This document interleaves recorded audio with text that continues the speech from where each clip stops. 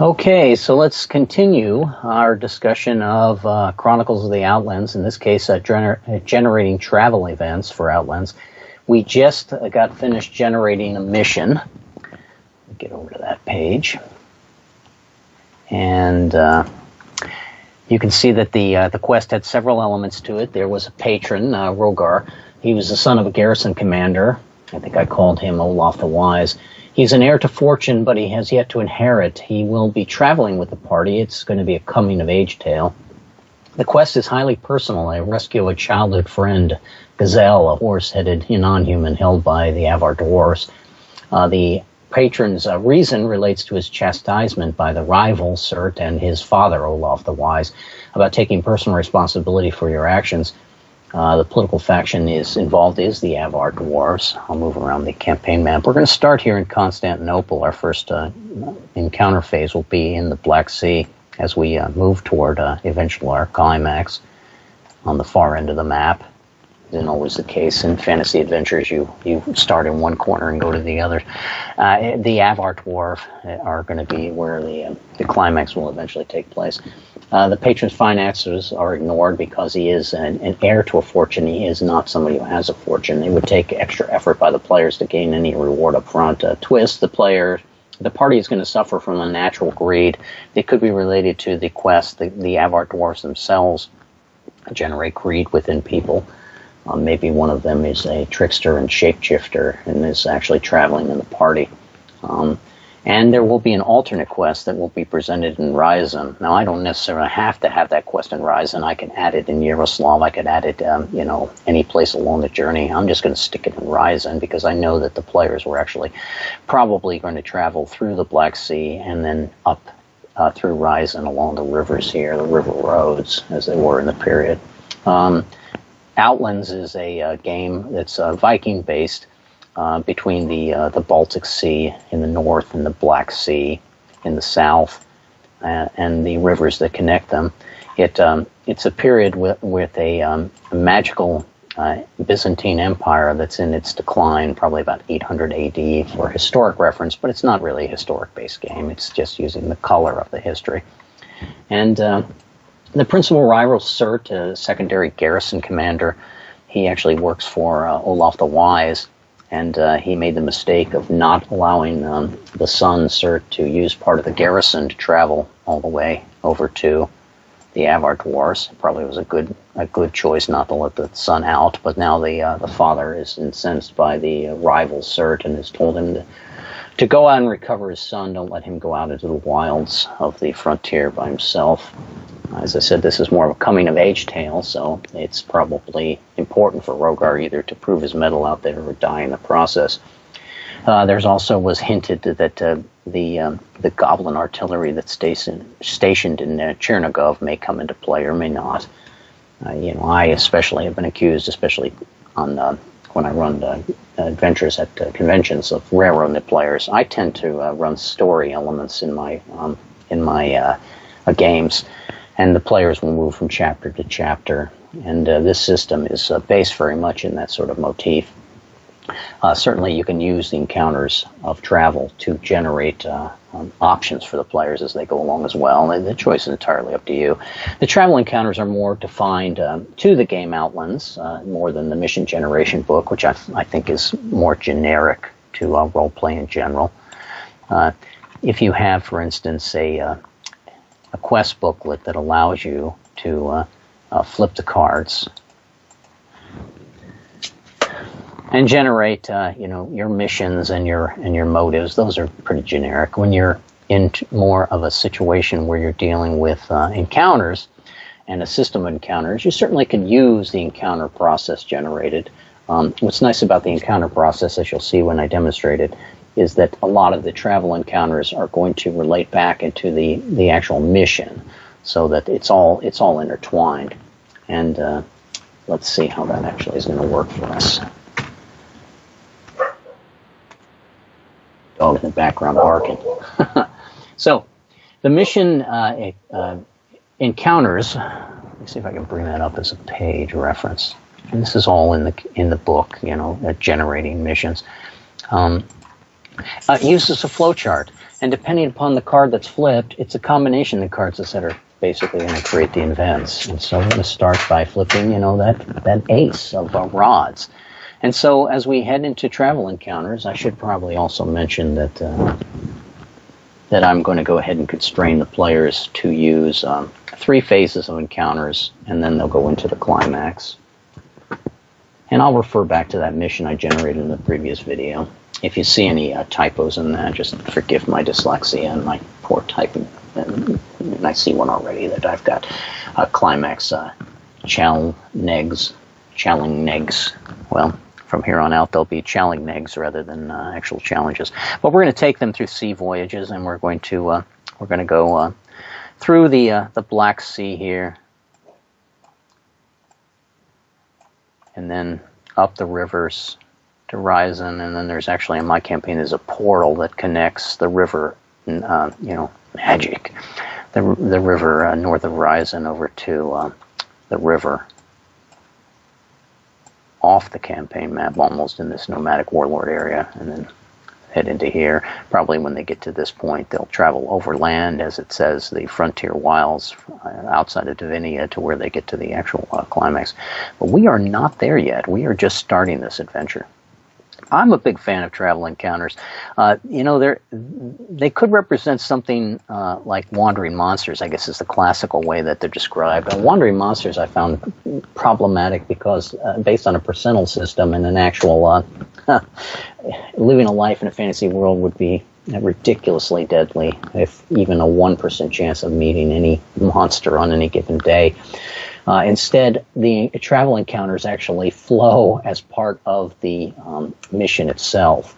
What's nice about the travel encounters, for instance, this ace, is the fact that I can actually sit here with the deck and generate my missions and generate my travel encounters reaching the climax, and I can continue to flip cards and generate my climax, and I can simply play along with the players and watch the deck generating all the action.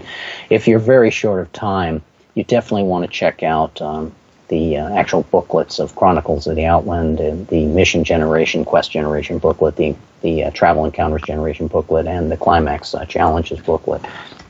The investment of small amount, as corporate would say, a small amount of money for a great amount of ideas is always nice to have. Let me handle some of the legalese here. I'm using Epic Table as my virtual laptop. It'll allow me to roll dice or move pieces on a map. It's something that I can record and show you all. And the music in the background that I even started. Let me make sure I started that music. I'm started now. That music allows me to and hem and fill the void in the background, and that's Data Becker royalty free. There's a lot of clips I just got together and I randomized them, and Skype for voice and Skype for the deck, as can be seen here. That's actually my both my YouTube address and my actual name, and the Tarot of the Pirates I'm using to demonstrate the game. There are so many great tarot decks online that you can buy. Of course, for the price of a tarot deck, you could own our entire catalog of games. I apologize for that. You can certainly make your own deck. The tarot deck allows me the ability to as each card is flipped, it's not going to repeat.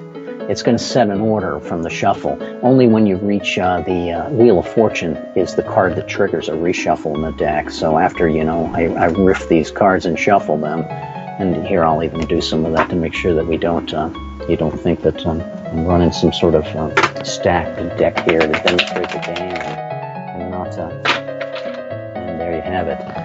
But that ace is a wonderful card to start the encounters with. That would make my buddy Tony giddy with happiness, because we flip a card and then we look, is the card a king, queen, knight, knave, or 10?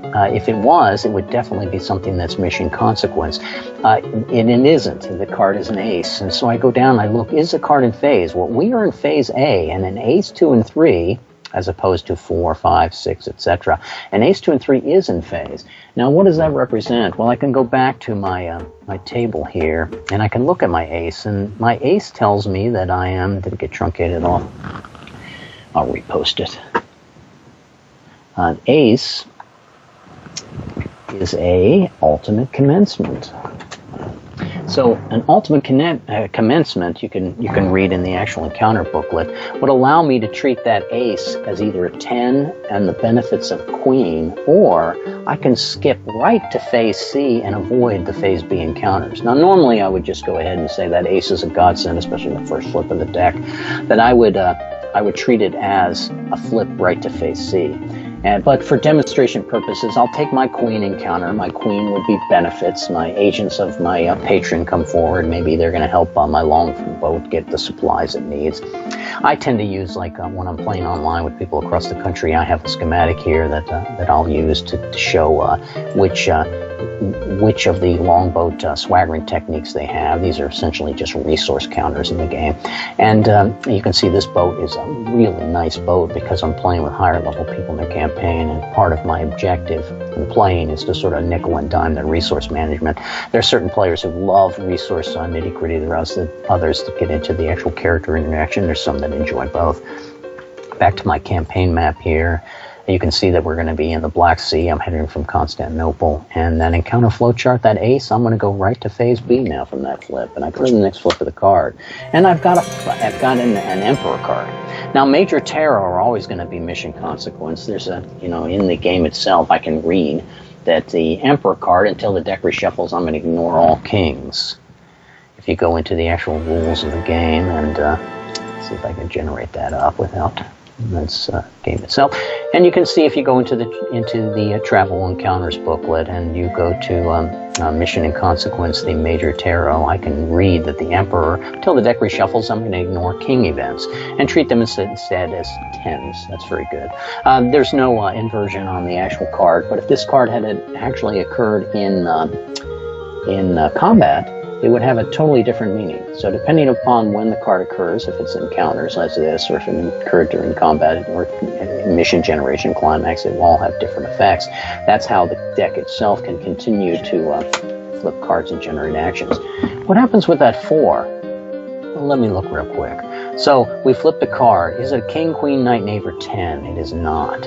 Is the card in phase? Well, once again, we moved to phase B. So in phase B, 4, 5, 6. And in fact, I can even go back to my campaign map here and see if it refreshes well. Campaign map here. And if we were in phase B to cross the Black Sea, we have done so. And we're actually in phase B. We're traveling up this river here. Slightly different encounter since you're bounded by the actual road of the river. But we go back to that encounter flowchart and see that 4 is in phase. Now, what does that 4 represent? Well, a 4 represents... Did I get it posted? Sometimes my clicking is a little bit too much. A 4 is going to represent opposition, often the rival's minions. Well, that's not good, but yet, in a way, it is good. So somewhere along this river between the Black Sea and Ryazan, when I'm going to end my second phase, Rivers to Ryazan, we have encountered some forces of Surt. Now, maybe he has magically contacted people along the way. And now, Surt is not an enemy, even though he's a rival, because the mission was generated, and that Surt is trying to keep the son from going on this quest and bring him back to Constantinople, where his father wants him safe and sound. But the son wants to go rescue a childhood friend that he found out sometime recently that is being held by those Avar dwarves on the other side of the world. And to a young man traveling across the world, it was a flight of fancy. How bad could it be? If he was a high-level magic user, he could create a portal that would just get him there. In fact, the players might even decide that they're just going to create a portal and move from one end to another. Although I tend to say that magic should not be used to destroy the story. If we could simply open up a little portal, drop the ring in, and it would immediately fall into Mount Doom, well, you would lose 6 books and 3 parts of a trilogy. So the players are moving also to develop their own characters. And every shortcut that could possibly be generated by magic is not a shortcut that's desired. The players have those 9 ignoble deeds, if you're familiar with Chronicles of the Outlands and the freestyle system. And as they develop their own characters in the game, they want to be checking off these ignorables. Boy, that's the worst mangling I think I've ever mentioned from it. Where they're checking off these ignoble deeds, I think I did it twice, of exotic adventure and travel. If I was 0 level just by accepting this mission, I could possibly check that. Some sort of fame and notoriety from completing missions, battle against certain creatures. And if you are solving all the world's problems with single rolls of the dice, you're never going to advance in level. Also, you probably won't even have the power to do that until you actually develop, the swaggering through adventure to be able to discover the secrets of magic that you will in the game like Outlands. If you're using this for your other favorite character adventure, you can easily see what I'm talking about here. Most of your first level types in your D20 systems, they're not going to be able to blink until they get a number of levels behind them and have a much more greater role in the campaign, much better appreciation for the fact that maybe you don't want to just rip the fabric of time to give a young man a coming-of-age tale. So as we move along, I flip that 4. We're going to have agents of the opposition. I maybe, have someone in the crew come forward and say, wait a second, there's a reward for the return of Rogar. I'm going to try to capitalize on that now. And I would use personal duels with my low-level characters, or I would use some sort of shipboard encounter with my high-level characters. And to generate those, I would continue to flip cards. For instance, that 2 of Cups on a brash attack. Some of the people I game with will be bemoaning the fact that why don't you ever flip non-inverted cards, non-bane cards when you're playing with me. They only remember the worst of their adventures for whatever reason.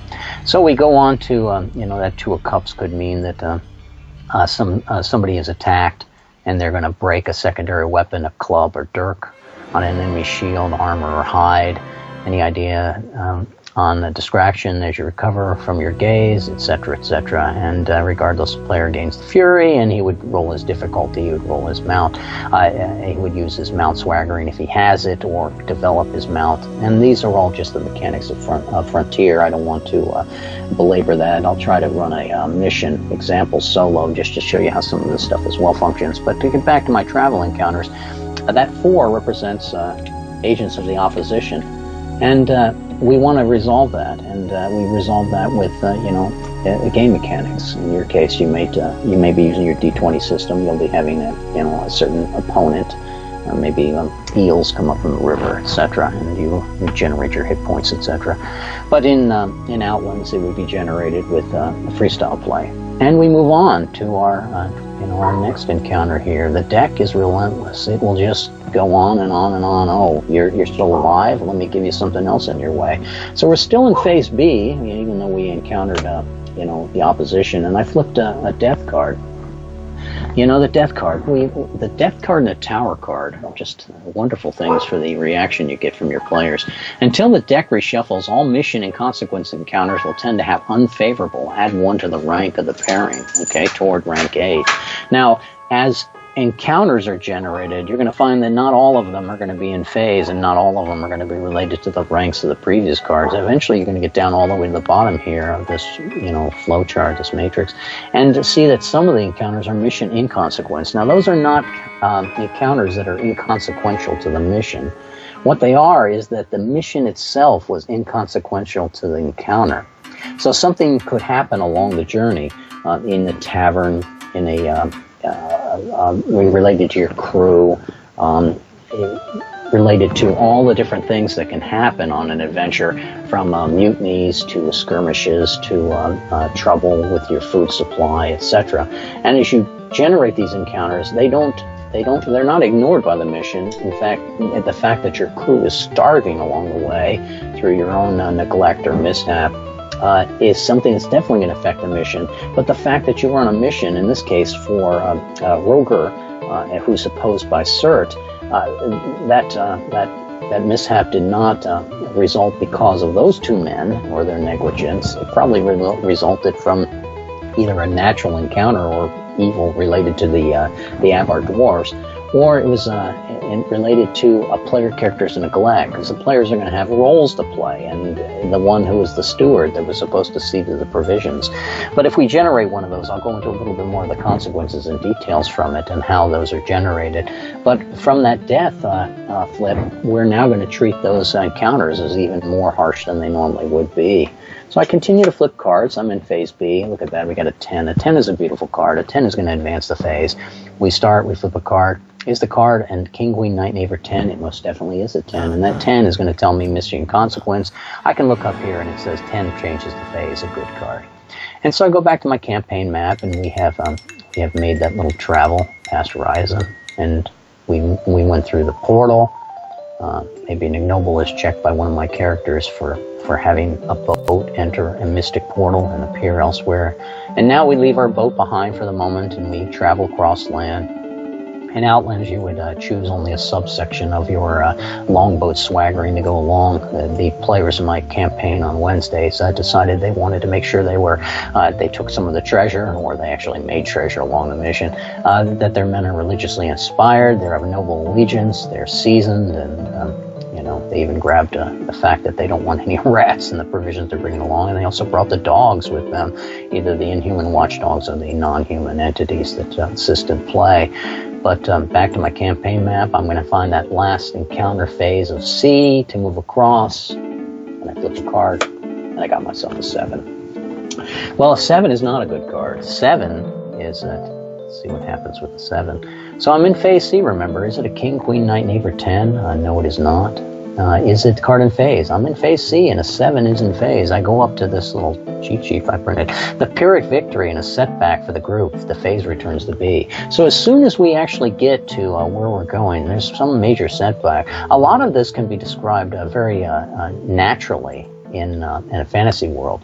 Maybe we decided that we were going to just travel a little bit further down the river this way and get closer to the Avar Dwarves. Or maybe we physically have actually gone backward, that the portal didn't work and we're stuck back here deciding where we want to go.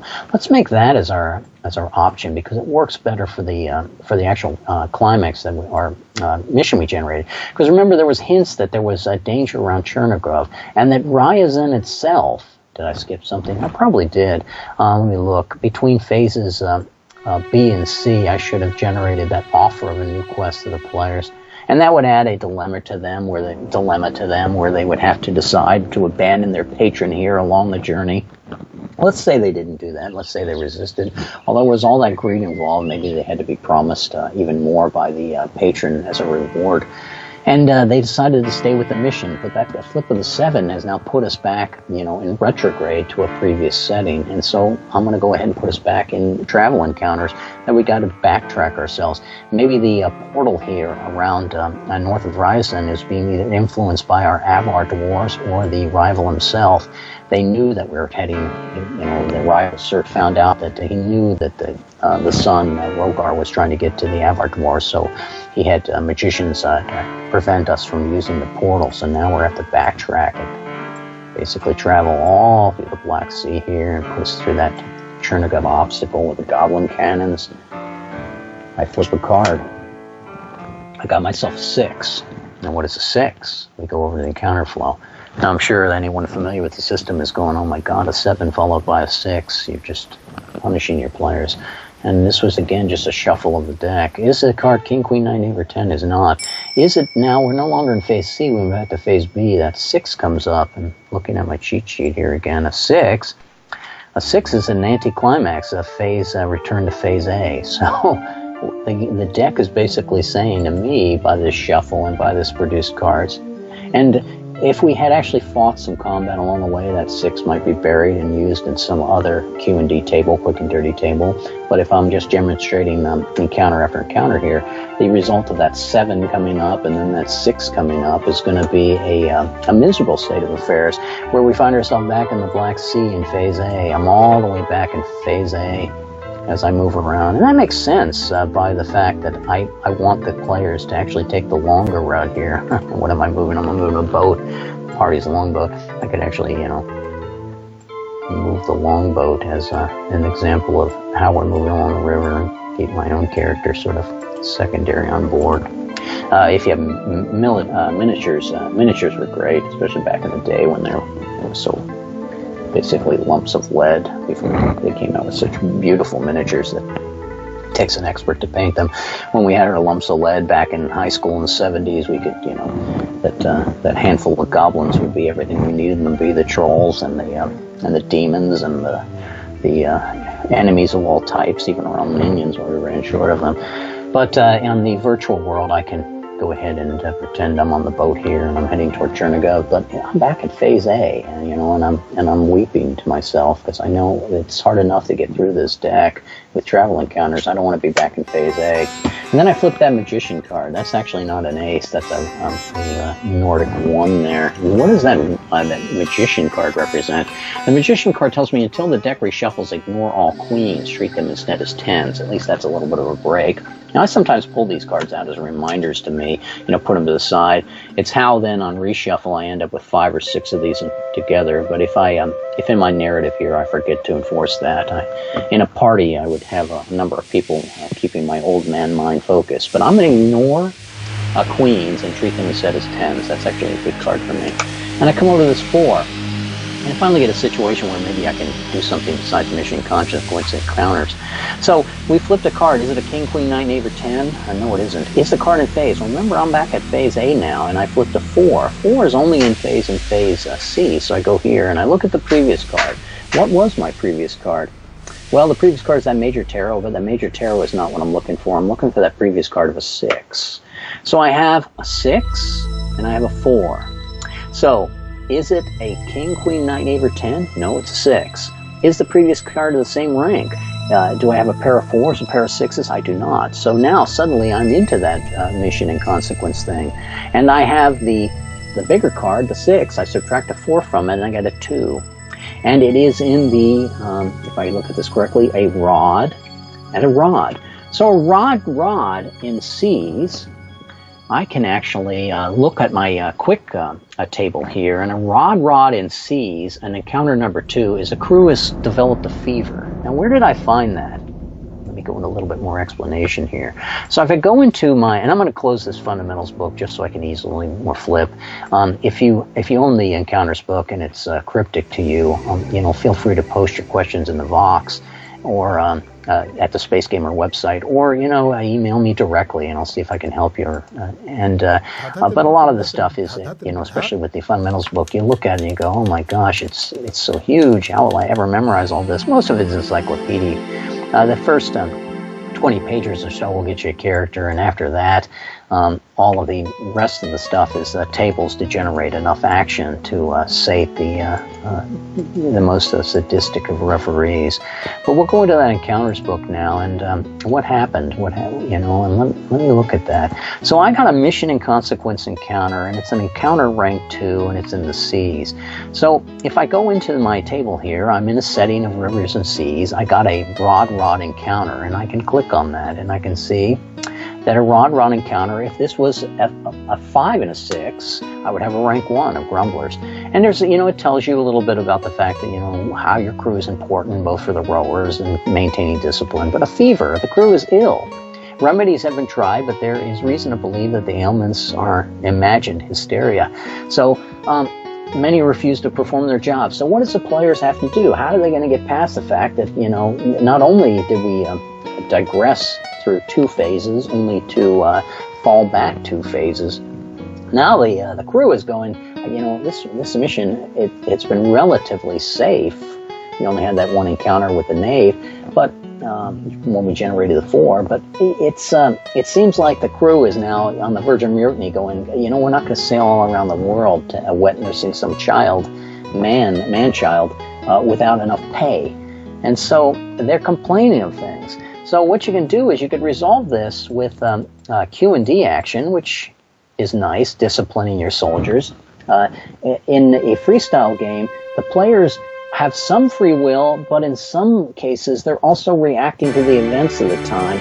It's a little bit off-putting at first for some people when they say, "What do you mean I can't just swing my sword and beat the guy down?" Well, you will swing your sword and beat the guy down, but that's not perhaps option 1. Option 1 is you may have to hear your petitions. You'll notice that king encounter of cold carking. Let's go through it real quick. So I flip a counter and I got a 7. So I, as captain of the boat, are going, what do you mean you got fevers? There's no fevers. I can feel your foreheads if maybe I have skills of a surgeon, or maybe I'm using my magic to realize these guys are just faking it. So I allow the men, to come forward one by one and voice their grievances and sign a pledge to make amends, whether I'm an evil man or not an evil man. But your demeanor is ambivalent or weak by doing so. Fail and lose any blade technique. If the character has none to lose, suffer a vicious, probably from treacherous actions later on as I'm sleeping. If the rank of the event technique is 5, agitated, it is not. And a alternate output. And then I would look, does my longboat have democracy? It may or may not. Remember, let's use my more elite players as an example. Do they have the technique of democracy? And they do. They have it on their boat right here. And but they would not have it if they were actually traveling away from their boat. There's only a certain number of these longboat swaggering that you're going to be able to bring with you. You have to leave the boat functional as well. But we're in the Black Sea, and we have that that ability to take advantage of the fact that we're a democratic boat. And so I would roll, 3 dice, looking for a 7, based on the fact that I have the advantage. And if I'm successful, I do not lose a blade technique. Now notice that it doesn't say successful and the event ends. So I'm probably going to have to go through another encounter, another flip of the freestyle play deck, another one of these Q&Ds, to find out how I actually discipline my servitors. Now the players can always flare this, and that's where the referee comes in. One of them could say, well, but I'm a rabble rouser. Maybe I can rouse the men back to action. Or, I have a swaggering of uncontested dagger thrust. If I were to kill the main grumbler later that day or a week later, again, because the encounters are happening over a long period of time as you're traveling on your boat. And that certainly would be very ignoble as an action and would lead to a check of a duel. Or you could flub that on a failed roll, and suddenly you've got a major mutiny going on with your crew, who just basically wanted to vent their, as this encounter said, they just wanted to vent their frustration with the fact that they're going from here or there. Maybe you can open up the pay box and distribute some coins. Maybe the players would have an alternative here, where they would make port at, we're up the river here. They would make port in Kiev and allow the men to go out and spend some money, enjoy themselves, have some real ale, not the stale stuff that you have aboard. And the encounters are handled by role-playing. It's the players coming up with decisions, looking at their character sheets and deciding what I can actually do to mitigate these different circumstances that go along. What I find in most games, and forgive me if I'm, sort of filibustering here on my soapbox, is I find in most games is that everything is handled with a D20 roll to kill something. Well, sometimes you don't want to just sit there and handle the world by killing everything. It's counterproductive. It sort of leads to some bad situations. So the encounter deck is going to generate lots of different situations that need to resolve through role play, character interaction, use of your skills and abilities, where they're not always going to be rolling dice to execute a person or attack the worst rival or kill the monster. There's plenty of that does go on in the game. Don't get me wrong. I'm a dice roller at heart. The role play to me is dice, but I want to make sure that I'm using the full extent of my character abilities here, not just brawler or not just fencer. But again, let me get off that soapbox and back to demonstrating. So that 7 encounter, or I should say that 4 encounter, which was the combination of a 4 and a 6, generated those fevers, which I'm going to mitigate either with a Q&D or through character interaction. And back to the encounters. And notice the card on top changed. And it will through play. And I flipped that 6, and that 6 tells me that, and I'm reading out of another copy of the rules that I have up on another PC here, and that 6 tells me that the lovers, until the deck reshuffles, treat all queen encounters as inverted. The patron has nothing to offer and expect something in return. So our little Roy Fauntleroy, our captain's courageous here. If you're old enough, you'll understand those references.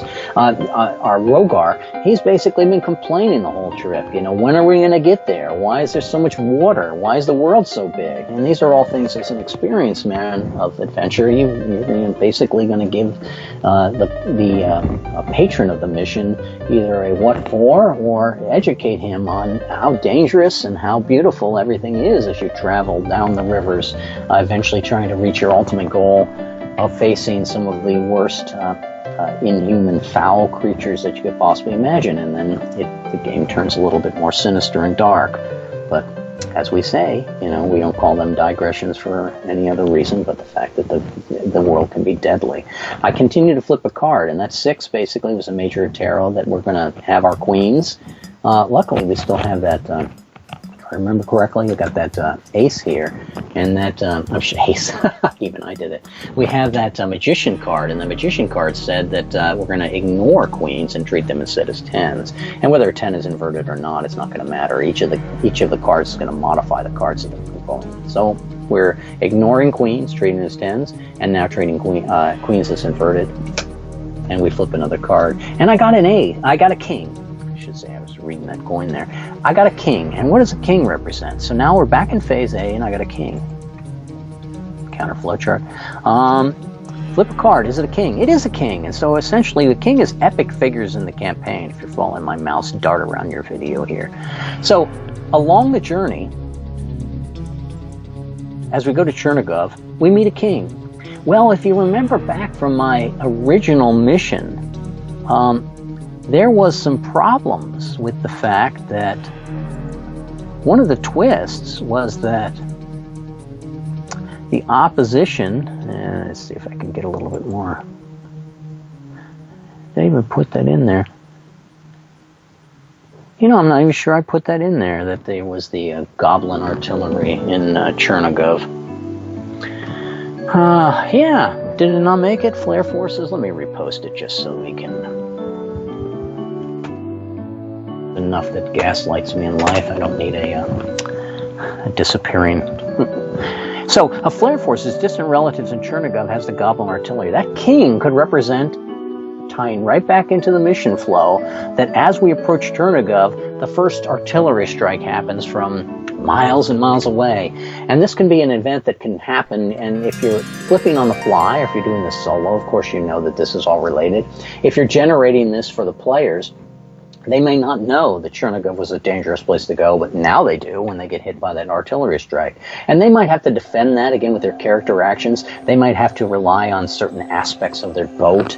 You know, can you get the men to row faster? Well, they already were complaining about apathy, but maybe this would give them a little bit more incentive to get past Chernigov. Maybe the players will have to get out of their boat and haul it, which was quite common in the streams and rivers of the area and the period. And that would be, of course, its own chore. It could change the encounters that we're flipping for right now, or maybe we're just going to use magic to mask the boat, or maybe we'll end that artillery by adding some sort of magic shield, or maybe it'll just be a matter of fine maneuvering. There may be limitations on how often those guns can fire. We may have to have a side mission where we leave the boat at a safe distance and go into the city to disable. Though that certainly has an Alamo element to it, doesn't. And again, the encounters are here to generate action the players are going to have to perform. And all of these are things, and I tend as a referee to suggest and drive the plot forward. I'm an author at heart, and I love the story elements of role-playing games. And my players will either offer alternatives, or they will offer their own suggestions, or I may just sit there and let the dead air of the mic go. Okay, so now what are you going to do? And that was just 6 seconds of silence, so you can see how that would tend to focus everyone's attention on what's going on. So we have that king encounter, but I continue. I mean, again, we're not to there yet. We're not to the climax yet. I flipped the 3, and we're in phase A, and that's another great thing to flip. So we go, is it King, Queen, Knight, Knave, or 10? Phase A, flip of a 3, so I know it's going to be Mission Consequence again. Mission Consequence 3, Realizations of Commencement. I can read in the text that allows me to advance the phase. And so suddenly we're in phase B. continue to flip cards. I got an 8. I look at my encounters, and I got an 8. Is it King, Queen, Knight, Neighbor 10? No, it is not. Is it in phase? I'm in phase B. Is it a 4, 5, or 6? No, it is an 8. Is the previous card the King, Queen, Knight, Neighbor 10? The previous card was a 3. And so it's not, is the rank of the cards the same? No, they're not. After you do this about, one mission, you'll start to pick up on the trends. And, I've been doing this for 40 years, flipping cards to generate missions in one way or another. The system really came of its own back in '89 when I published a second edition of Cutlass that fully utilized the cards. But I've been using campaign generation even when I was in high school and had a little bit more luxury of time. If you're a person now who remembers role play as a high school days or even before, and now you're a little bit older, you're married, you got that toddler on your lap, or you're trying to reintroduce role play to your own kids, or then you may not have the time to generate hours and hours of investment in order to get a mission. So with the deck of cards and the Cutlass style system in the game of Fantasy Outlands, you can generate all those missions right here on the fly and resolve them as they come along. But what is this 8-3? We're going to get all the way down to the bottom here again. Well, the 8-3, 8 minus 3 is encounter number 5, and we have a coin and we have a sword. A coin sword encounter number 5. And once again, I'm cheating a little bit. I'm off camera here, but I can look on Sea Voyages, coin sword. Coin swords are mysterious events. Encounter number 5 is a magical attack. Now there you go. Suddenly the deck is even preempting ourselves and making sure that it's proving to be omniscient, where of course it can't be, can it? And it's telling me that we're traveling past Chernigov, and I got a mission, inconsequence encounter. Now this should not be related to the mission, but maybe there's something in the forest that likes to fire back at Chernigov, or maybe there's something in the forest that realizes that Chernigov hates us as a boat and is constantly attacking us.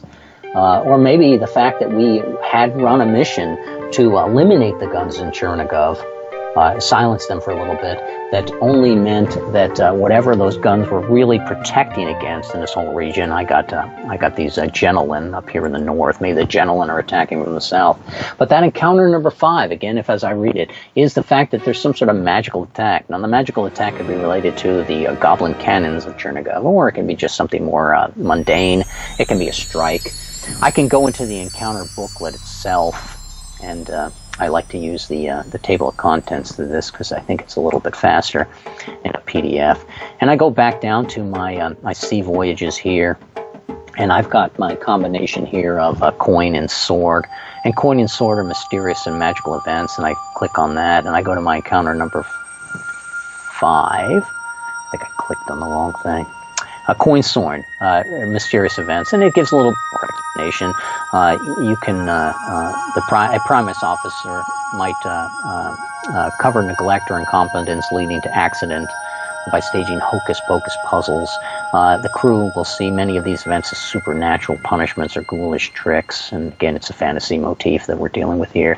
I can flip down. You can see a lot of the encyclopedic nature of the tables and the encounters. There's no way you should try to approach a game like Outlands with thousands of pages as anything but that we've generated a 5, and this may be the first time you're reading in your life. Magical attack, the easiest to visualize is pyrotechnic explosion. Yet this can be many forms of wizardry, subterfuge, and they lose at least one technique, or somebody suffers a vicious wound. And again, all these encounter tables have Q&D events that you can use to restore morale after you get hit by doom kill from the shore. The men on the boat, if they were lethargic before, you can guess that they're going to be disappointed with the fact that we have this whining, complaining teenager aboard who wants to take them to the far side of the world for little or no pay. The player characters like it because they get the chance to check any nobles and advancement, but those unnamed and multitude of servitors on the longboat, and then we could always flip a card here and realize that, oh my gosh, we got that Tower of Destruction. Well, I'm glad I got in another event like Restoring Morale, and I got it as an encounter in the game. You just check out the cutlass thing. If you the major encounters are major terror are actually defined inside the game itself. Let me go back up, and rather than hunting in my encounter here, I can go river and coast, and I can go sea encounters, major terror, and I can look at that Tower of Destruction, and it will tell me that I have time perhaps for repairs or a new boat. Either lose at the longboat undamaged, 0, or suffer a -1 quest pip. Is it inverted? No, it is not. Now, did I read that wrong, Tower of Destruction? You know, I look at that and I go, wow, I thought that was Tower of Destruction, but that actually looks like it's an Encounter 17. Encounter 17. Is that a mood card? So we're losing now. Let's see, the Tower of Destruction. Let's see, we got 0, and we got 21, 20, and 19, 18, 17. Is that the stars? Huh. Need to learn my tarot a little better. That star card then would be a fine wind, routine sailing for now, cancel the effects of major tarot influencing encounters. That's nice. We had those bad events of the card rank increasing. I might have neglected to do that. Someone should have reminded me that I should have added one to that last encounter. We didn't have encounter number 2 or encounter number 5. But that card flip would mean that we've eliminated it. And back to regular encounters. Is there any right or wrong way to do this? No. Is there, are you going to have your rules lawyers constantly telling you, well, you did that wrong? You could at first. You all learn the system. But at the same time, you're basically telling stories here. There's no right or wrong way to tell a story here. If you want to ignore a card flip, if you think something's too harsh for your players or something they can't handle, if you want to elevate a card flip because you've got more advanced players, you certainly should. I flip another card. I got a king. You remember what a king is? I sound like Mr. Rogers here. You remember that king? That king? Yeah, that king is also that epic figure of the campaign. Now, we flipped a king before in this phase, and the king was Goblin Artillery. Let's see if I can find him. There was that King of Swords, where we got King of Coins, where we got the Dwarf, and we got another king coming up. There's actually a 2-king rule. If you get 2 kings in the same phase, we can advance the phase, so we should do that, Now, that first king may have been in phase A, and that second king may have been in phase B, but let me just demonstrate that you got 2 kings. We'll call them both in phase B for a moment. I'll go on to phase C. I don't want to, spend all day describing the cards here. And I got a 5. A 5 is not going to be in phase, so we're going to go back and we're going to look. Is the previous card a king? Yeah, the previous card, there's the previous card a king, queen, knight, knave, or 10, so now we have a personal event. There's lots of personal events that are generated in the game. The personal event is that instead of having the whole group decide an encounter, just one person is actually going to be affected by the encounter and have to have action to resolve what's going on. If I go into the mechanics of the game and I look up my personal events, I can see that there's all sorts of examples of personal events. I'm going personal events. I could have personal events related to, this was a sword, so I could have brawls, duels, and ill-advised mishaps. Because I'm traveling at sea, I could have that personal events at sea. If I'm in the underworld, personal events in the underworld. There's all sorts of examples, but let's grab, for instance, a underworld personal event in the sea. And these are numbered just as a tech mark. You can take your computer screen here with a Sharpie and permanently damage your computer screen. Gosh, I miss the days when things were paper, but I think I've already lamented once about that. I only get 1 lament per video here. And I might just roll some dice, 12-sided die. Wow, 12-sided die in Cutlass. How blasphemous. And I could just take number 8, and somebody's going to get sick on violent meat, and how will the player character handle that? It's not inverted, so he actually wasn't poisoned, but now we've introduced another element into gameplay. It affects one person first, and then could spread to the crew, could spread to the other players, or the person may have the perfect set of skills that would be able to mitigate that iron stomach he demonstrates by his different displays of skills or ability. You might say, no, I'm a rugged man. A rugged man may get sick, but it's not going to be anything that's going to affect his ability later.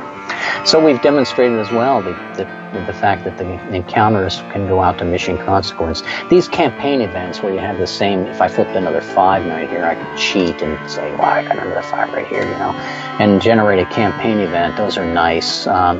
in that they'll change the overall aspects of the larger campaign. You can sort of look at encounters as mission consequence. These are travel encounters that will be directly focused on the mission that was generated. These are things related to Rogar and Surt and the adventure to get to the Avart Wars. You can also have individual mission consequence encounters based on the phase they're in. Or you can have these personal events that come out, like this 5 that we flipped after that king in phase C.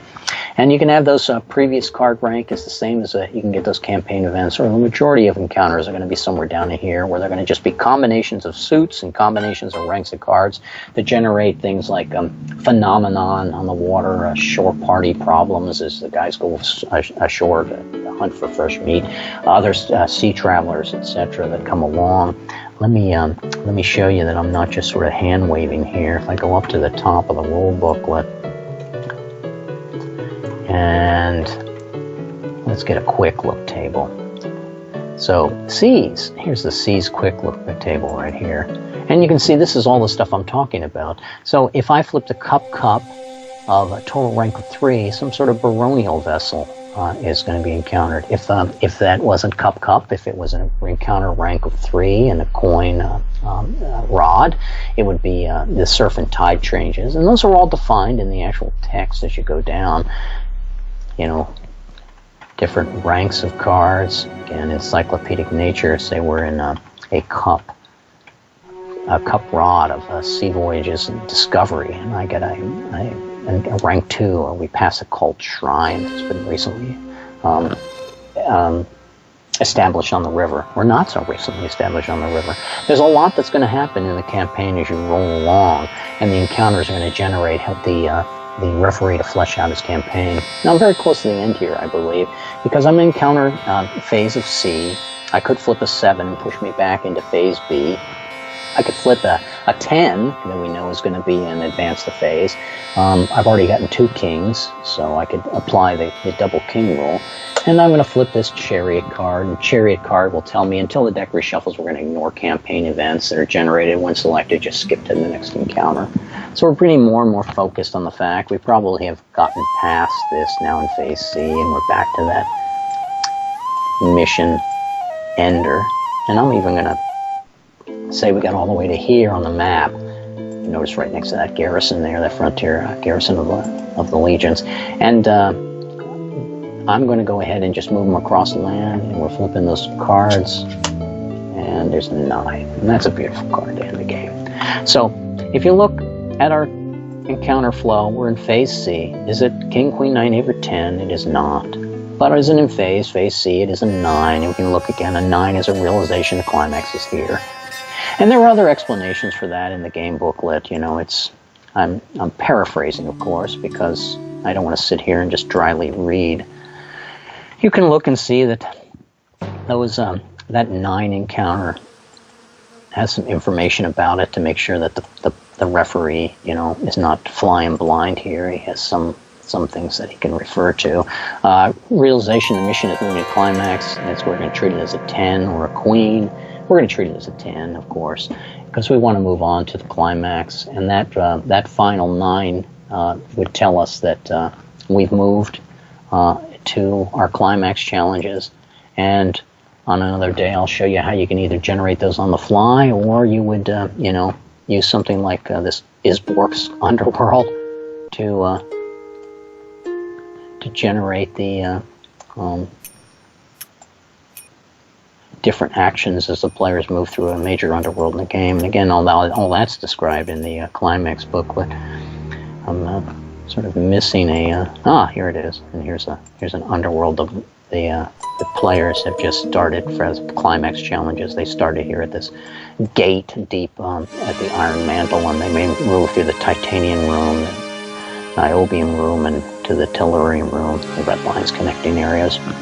I enjoy using schematics. They're a lot easier for me to generate than I'm no cartographer. I can't draw a square room if my life depended upon me, but I can certainly take clip art from the internet and stick it onto a background. And then this is on a player client, so he doesn't know what's behind the fog of war. I can certainly go over to my my master computer here and cheat and go to my fog of war here and show them, for instance, that I just opened up that copper room they passed by, but that silver coin is my little indicator. There is danger there.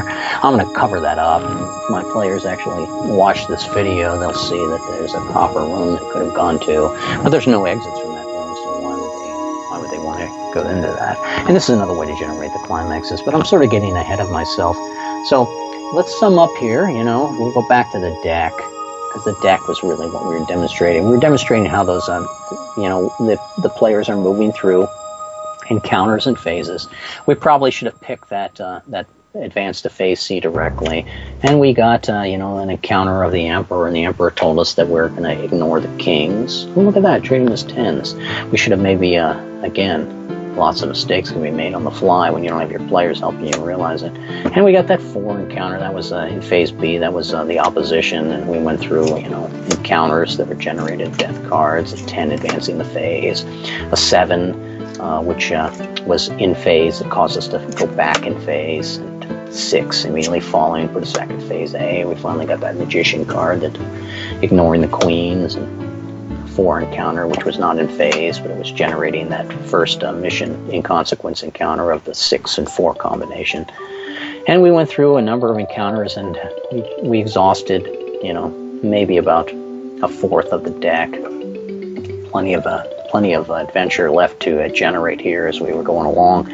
But we got to our climax, and we would handle our detailed climax challenges. And these travel encounters were giving us more information about the campaign and allowing us to integrate those mission elements that we generated in the previous video right into the encounters and right into the challenges of our campaign and of our adventure.